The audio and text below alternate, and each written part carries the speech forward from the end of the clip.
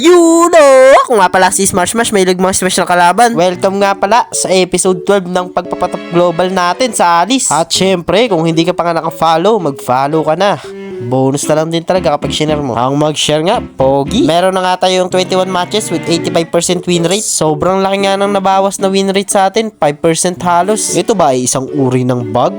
Or cheat. Tumako na nga tayo dito sa first invade ng mga kalaban. Bale nag-invade nga itong Belirix. Ang kaso nga lang, siya pa'y nabigyan. Matilok ka.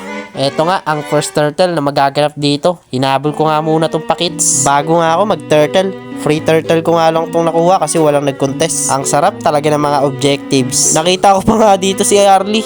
Kinukuha pa yung blue buff ko, nakuha niya naman. Ang kaso nga lang, mapapatay ko siya. Makulit ka, kuha ng buff ha. Ano ka, walang buff? At dahil nga kinuha mo yung buff ko, ikaw naman yung i-invade ko.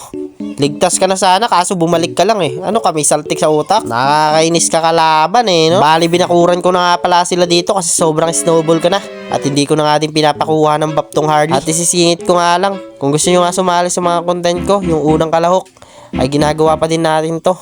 Message nyo nga lang ako o kaya naman i-add nyo yung ML ID ko. Nasa bio ko nga pala yung ML ko. Bali nga pala, ang content na yun ay pinapakita yung mga highlights mo sa mga laro. Kung gusto mo nga magpasikat, ay pwede ka sa content ko na yun. Balik na nga tayo dito sa game. Nakita nyo naman na binabakuran ko na lang tong mga to. Tapos balagbag pa yung preyo na nakakampi ko. Eh di wala na talaga. Eto na nga yung huling clash na magaganap. Kung nakikita nyo nga, pinupuntahan ko yung mga kakampi ko.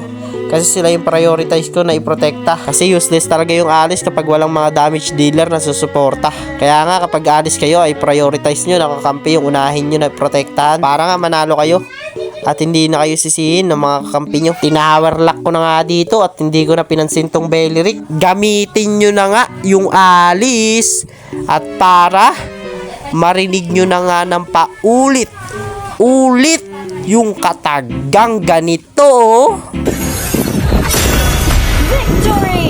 Binasikan na naman. Bali legendary na nga yung rank natin at MVP tayo.